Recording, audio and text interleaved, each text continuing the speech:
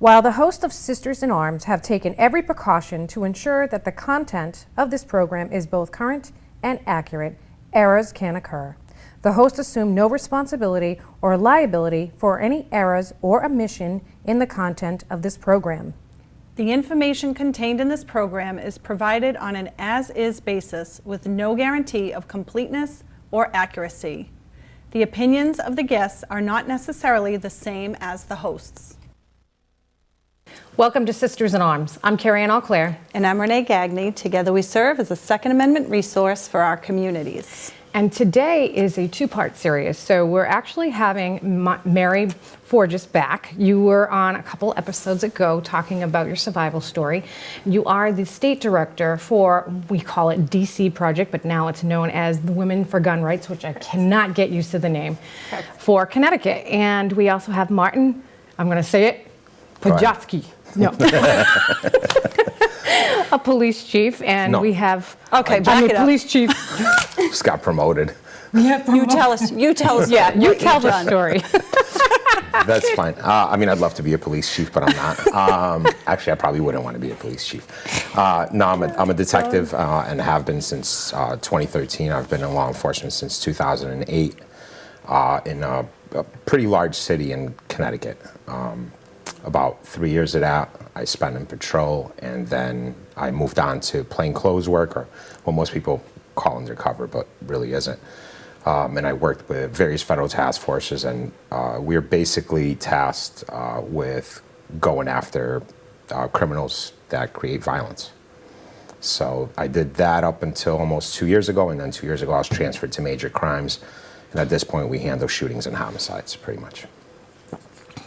And Mary, some of our viewers probably didn't get to see the episode, so if you just want to give us a little brief snaps of what your story is about. Our last discussion was about safe storage laws. I had an incident that happened back in 2019 where somebody broke into my house, attacked me in my house, strangled me, and I had to fight for my life to save my life, my children's life, even though my daughter was at home at the time. Obviously that fear of her becoming a second victim. So then that's where I became an advocate for the Second Amendment. That's awesome. And we'll put the link for that episode in our show as well. Okay. So Mary, if your gun was locked up, do you think you'd be here today? No, absolutely not. I wouldn't have.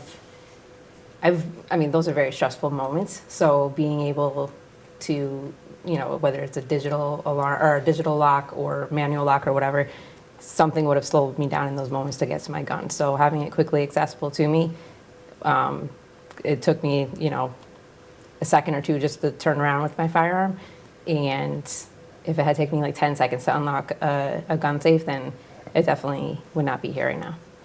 It's funny, we're dealing with, in Rhode Island, a safe storage law, and I love how a bill that's trying to get passed, I love how they call it a safe storage bill.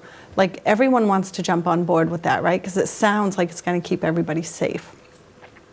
I kind of take offense to it because there are many, many, many millions of gun owners that do not have children in the house, do not have anyone in the house that they need to lock their gun up to keep away from. And so I feel like you're really putting these people at risk by making them lock up their firearms that are to protect them. Absolutely. Especially, I would say elderly would be like the prime example of that.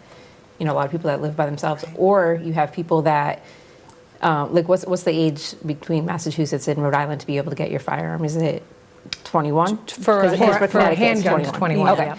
So if you think about the amount of people that are newly living on their own, young adults, and they don't necessarily have roommates, they don't have significant others, and they're brand new to this world, as individuals, and if you're gonna handicap them from being able to defend themselves, because they are primarily, I'm going to say, the main target for violent attacks. So I would say that's a huge problem if you're gonna prevent those people from defending their lives. Right, because you can keep your firearm safely stored without keeping it locked up. Absolutely. If I have a 2-year-old who can't reach this high, doesn't it make sense that I'll just stow my gun up here?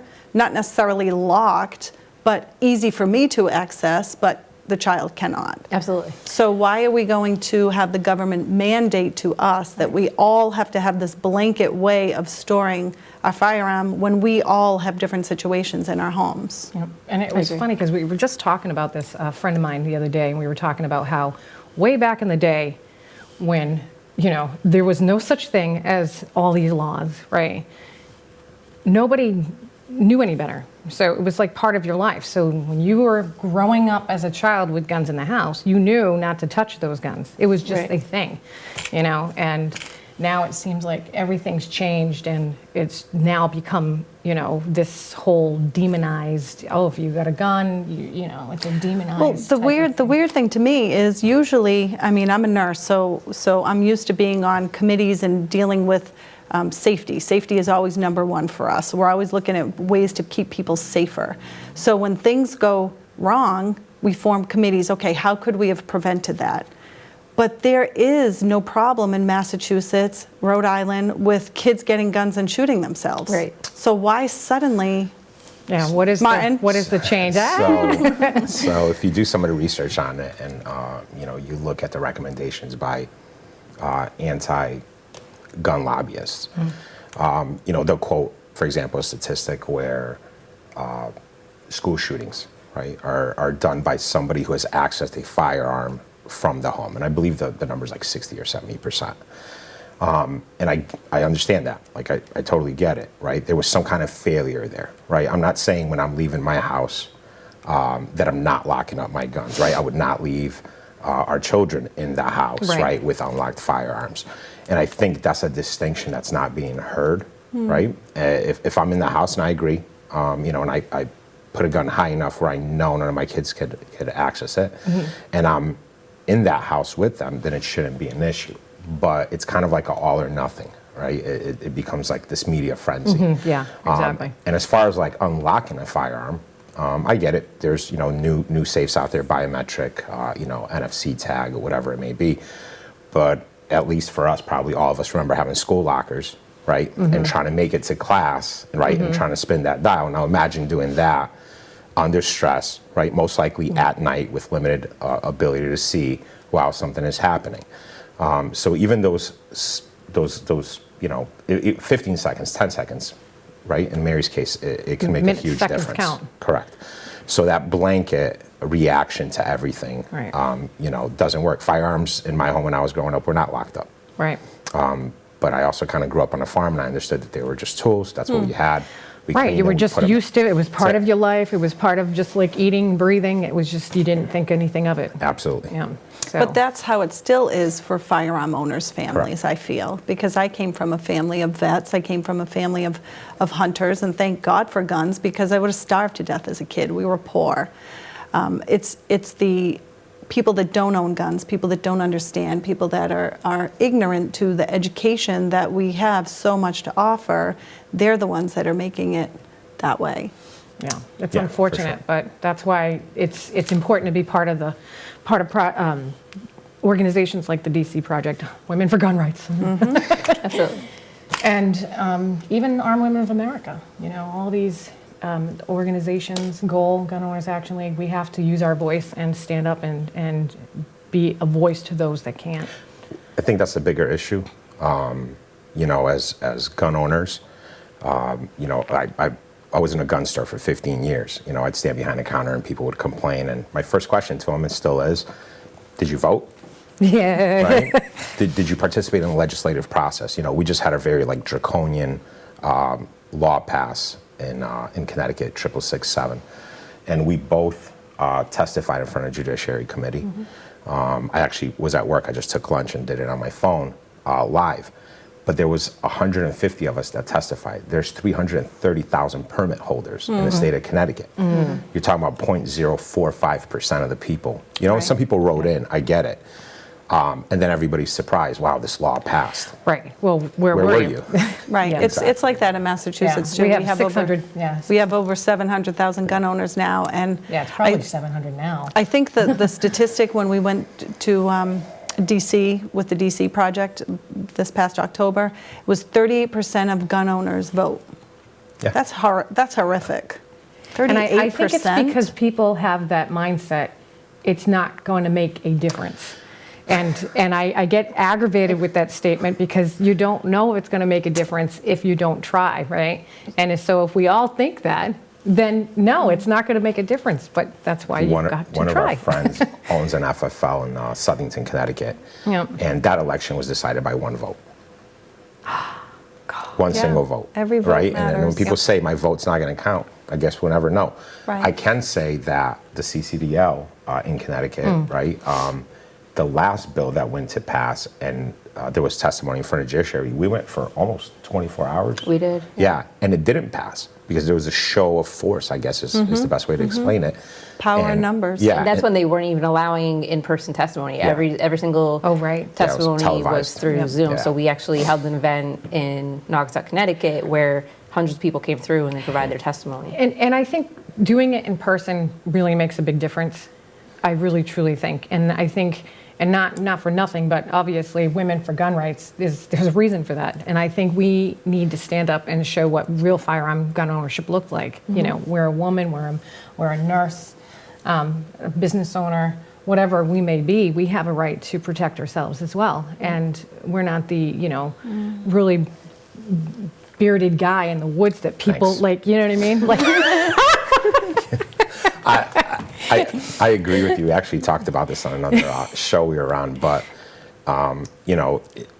people want to make this a right or left issue. It really isn't, right? I mean, in the end, it's a constitutional issue, and both sides, right, no matter what side you're on, are kind of fighting for the middle ground. I just think that we as gun owners need to do a better job of appealing to the middle ground. right.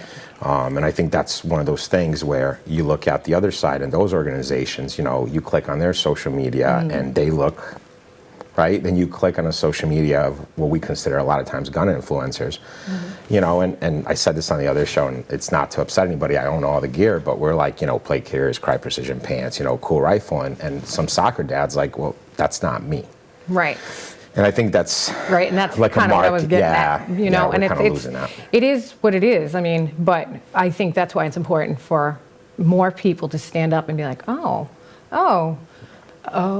I'm starting to see what's going on right now. And then they hear stories like Mary, and we have so many other stories of survival stories. And actually, now that I'm Armed Women of America State Director, I'm actually hearing more survival stories from Oh, wow. our ladies. They're finally coming up and telling their stories. And I'm not sure why, because they've been part of the chapter for years, but they're finally getting up and saying something.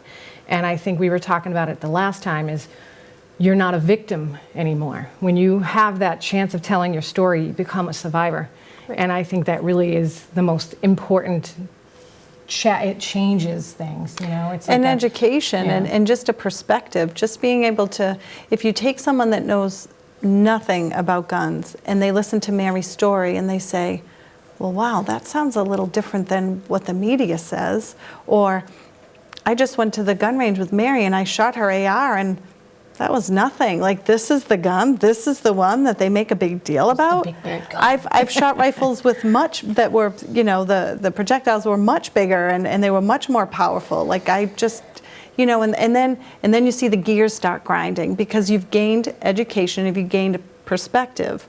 And that's what we hope for the show. That's the whole purpose of the show, and folks like you driving here from Connecticut, I know. Thank you for offering that. people Jeez. this perspective that they otherwise may not ever have. That's one thing I like to focus on, is because I understand we often say people don't show up to vote and they're not showing up to testify, and these, that they're not showing up. But I don't think we're giving them enough grace to recognize that maybe they don't know the conversation's happening. Right. I think that, especially since COVID, there's so many people that they went out to get firearms and get their pistol permits for self-defense reasons. It wasn't politically affiliated. It had nothing to do with new legislation. It was, I want to defend myself. So those people there, they don't know that this conversation is happening. They don't know that there's an opportunity for them to utilize their Right. voice and to have an impact. So that's where we come Right. in. And Right. one thing I often say, which might sound a little bit taboo, is that we are sometimes in an echo chamber and we have conversations with ourselves, and we have to be able to reach those new gun owners and recognize that we say it all the time that those people are, they're teachers, they're parents, they're soccer moms. Right. That's what I like to refer to them as, and they're regular people, and they're not just gun industry people. Right. And those are the people that we need to be having the conversation with. So that's how they're going to show up and testify. That's where they're going to be sharing their stories more often. And that's maybe why you're seeing it more with Armed Women of America, is because previously they didn't know that those conversations were happening. They didn't know that it was allowed to talk about. Yep. And, they And talk you know about what's funny, because it seemed like it was right after your episode. I don't know if there's a few of them that watched it, but maybe they were just brave enough to finally come out and say it. And it really was amazing. And in fact, that night when I got home, she texted me and she said, "I'm in tears right now because I can't thank you enough for giving my power back to me." And that really, It's beautiful. oh, Love it. it's incredible. Yeah, it's when I was running the training company, Mary was doing marketing, and she actually comes up with this thing like, hey, in October we're going to do all women's classes. We're going to donate all the profits to a local domestic violence shelter. And we do that, and we did a women's only class, which was, we kind of broke the mold, because here's a guy teaching a women's only class, but it worked, right? So we kind of broke that stigma. And I'll never forget, we're on the range, and I run to get something in the office. I'm like, hey, just watch the range, I'll be right back, and I run on. I come back like 3 minutes later, and prior to that, she really hasn't told her story. And like walk in, and they're all crying. I'm like, oh my God, what just happened? Like, the guy thing is like, stop crying. Stop crying. It's okay. Yeah. It's on the range. And then I just kind of Crying on the range. like freeze behind everybody, and she starts to tell this story, and from that grew this like very pretty tight knit women's community from that class. Right. But what I found is we did that then for the next 2 months because it went so well, and then we actually did a toy drive for Christmas for that particular program. But what I found is in almost every single class, it came a apex moment where a woman would share some kind of story. Yep. Yeah. It was like almost, I could almost guarantee it, and I could almost Yep. at some point halfway through the class look at it and be like, oh, this is going to be, I could tell, like this is going to be the person. And we had some really, really good breakthroughs. One of the crazy ones for me, I think, from one of those particular classes, I see a female on the range. She's very timid. I tell her, stay after class, we're going to kind of, I'll work with you. Remember this? Yep. It was pretty impactful because I start to ask questions. Interviewing is my thing, so I start to ask questions. Why? What is it? Like, the gun's not going to do anything. We've been here for an hour. And her nephew was murdered. Actually in my jurisdiction. So we ended up working on the case, and she says, every time I raise this gun, I think about like, what did it feel like to be on the other side? Right? But she became a gun owner. We got over that. We talked about it. And I would just tell you from being around firearms, guys don't have those moments. Like, we don't talk about those things, right? This is like a cool thing to us, a hobby, almost like a rite of passage. And for women, it's a lot different. It's emotional. Yeah, It's yeah. emotional for women. That community is very, very It tight is, for and that reason. I did a gun class a couple months ago, actually a couple weeks ago, excuse me, and I had a woman actually in the middle of class start crying. She's like, I'm scared to death by the end of the day. I'm so scared because I know we're going to be out on the range later, and I'm like, I'm telling you right now, there's no reason to be scared. And by the end of the day, she was smiling, happy. She was But think excited, about just in our society, like way in the olden days, right? The men were the protectors. Always. That's how it's been. In the 40s and 50s and 60s, the men went out, the men protected, the women stayed home, took care of the kids.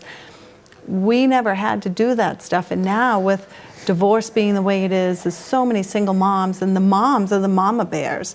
And so now they have to protect themselves. So I want to make a statement. I don't know if it's true. It's what I've seen. I think most women get involved with gun ownership because they want to protect themselves. They're not getting involved because they want to be competitors. They're like, it's a means to an end, because safety and security for them and their children are number one. They don't care about anything else. If you don't have safety and security, you have nothing. Yeah. And then it ends up being more, though. Yeah, correct. I will kind of like challenge that notion that women weren't protectors, because if you remember going back, to even those days, women stayed home, but they kind of protected the home, right? Gun ownership in women and youth was probably still, we don't have the stats, but I would assume most men went away to work sometimes for a week, for two, right? We watch these shows like Yellowstone or the prequels to that. Women stayed home, but they still had the ability to protect the home.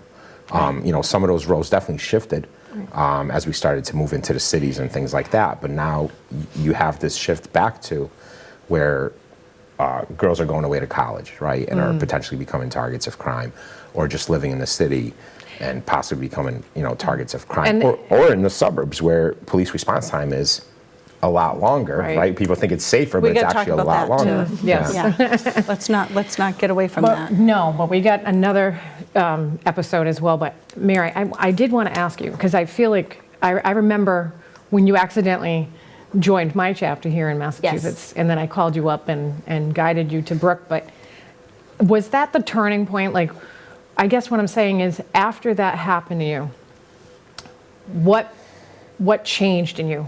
Because I've seen you grow since the 3 years since I've known you, and it's amazing. I think we're all growing and changing, but what shifted for you? So I'll say immediately after it happened, I was more so in shock, I'm going to say, for about like a month or two. And then COVID hit pretty, that March, I think it was March 13th is when Connecticut shut down. It was a Friday. And soon after that, sitting home and not working and actually processing that incident finally, rather than going nonstop during my work days, I was able to process what had happened. And I was like, all right, so that was more like, I'm gonna say, a psychological aspect where I would meet with a therapist, not where it was like super detrimental, but I'm like, I have to talk to somebody about this. Like, it's not something I can just sit with on my own. So fast forward through 2020, I took over his business without asking him. I just started marketing his business. And I'm like, we're going to do some firearm classes. Because I hit that point where I was like, hey, I think that's where the point, it went from victim to survivor. That's where it started. And then, so it's late 2020 into 2021, all through that year. And then I'm going to say that spring is when I had that conversation with the women on the range. And I continued to have that conversation, share my story. And I started to realize that empowerment within the female community of gun owners, like they would come in and they're in their regular attire, and I'm like, I can relate to these people, they can relate to me. And then I would say that spring, we hosted an event at the range that we were teaching at, and it was all women to come in, and it's a course that he does that's called Prevent, and it's how to prevent even becoming a target. Never mind, how to get through a situation, but how to not be a target for a violent offense. And in that class, Holly Sullivan came in, and at the end of the class, she came up to me and she's like, hey, by the way, there's this organization called DC Project, and that's where I got introduced to DC Project. And then fast forward through everything, very fast forward through everything. I think like a few months later, they flew me down to Gainesville where I met you, and then a few months after that, I became the assistant director for Connecticut, and then escalated to state director, and now I'm here. So if anybody's watching right now, because I know there's always somebody that's watching that was or is in a situation where they need to get out, what would you say to them? I would say, so aside from firearms? Just firearms or anything that's... The number one thing would be get the conversation going with somebody. It doesn't matter who that conversation is with, whether it's a therapist, a family friend, a coworker, or something. If you're actually in a situation where you feel threatened on a daily basis, then you have to have the conversation with somebody and let them know that it's happening, because you need to start building your moral support in your army. That's what I would say. Yeah, that's awesome. Yeah.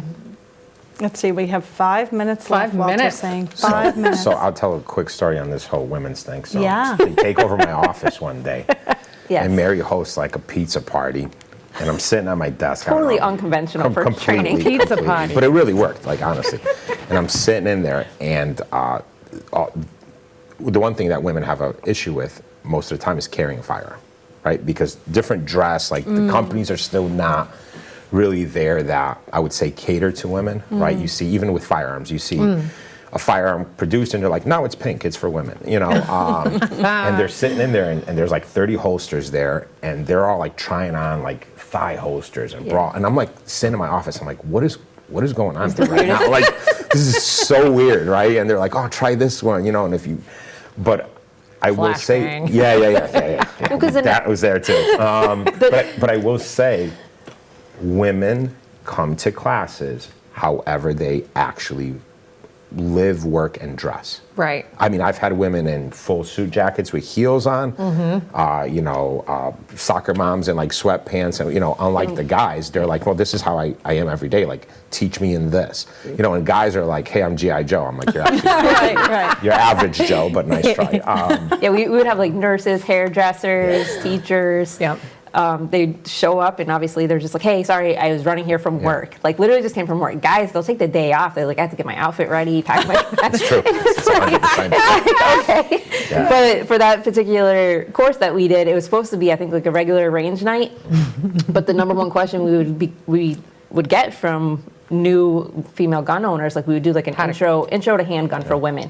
So the number one question is, how do I carry? Can I carry off body or anything like that? So that course there, I was like, I'm just gonna charge everyone $50. It's gonna go towards food, and we're gonna sit here and talk about gear. Bring what you have, I'll bring what I have, and we're just gonna have the conversation about it. So those gears and gadgets. Yes. Yeah, it was kind of, it was. Well, it's tough for women because we don't just have tactical pants laying around. Like guys have a lot of like cargo pants and Carhartts, and you can stow a lot of stuff in that. Well, I'll tell you, right now we're going through a revamp in the detective bureau of going away from suits and trying to go to a polo and khakis. And I didn't even think about this, but we obviously have female detectives, and hey, what do you guys think? And they're like, listen, try to try to find like a casual suit with belt loops that will support a gun. And I was like, I never even thought about that, right? Because guys' pants are just made for that. So they're like, yeah, we would totally go to like more of a uniform look rather than dressing up all fancy and having these issues. That's a thought that never even entered my mind until somebody mentioned it, because I don't have that problem. Because we have even our bodies are different, everything's different. Correct. So for us to carry, we have to be a little bit more Correct. And I'm not fond of the purse carry at all. I don't like that at all. Off-body carry? Nope.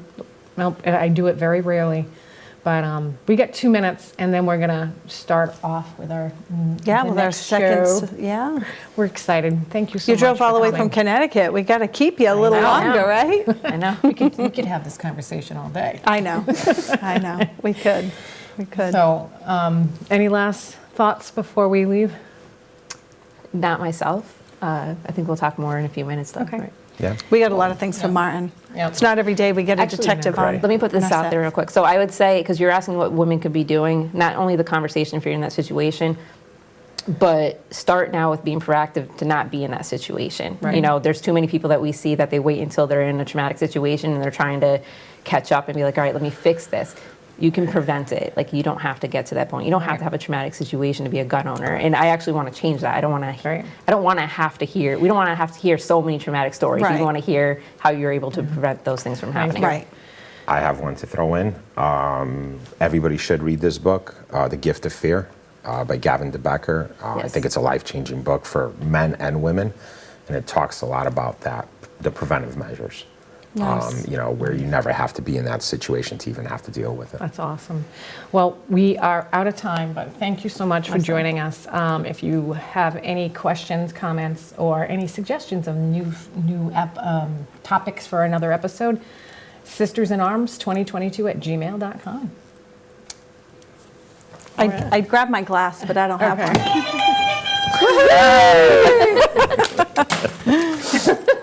Clink. Clink. Stay safe. Stay vigilant. See you next America. time.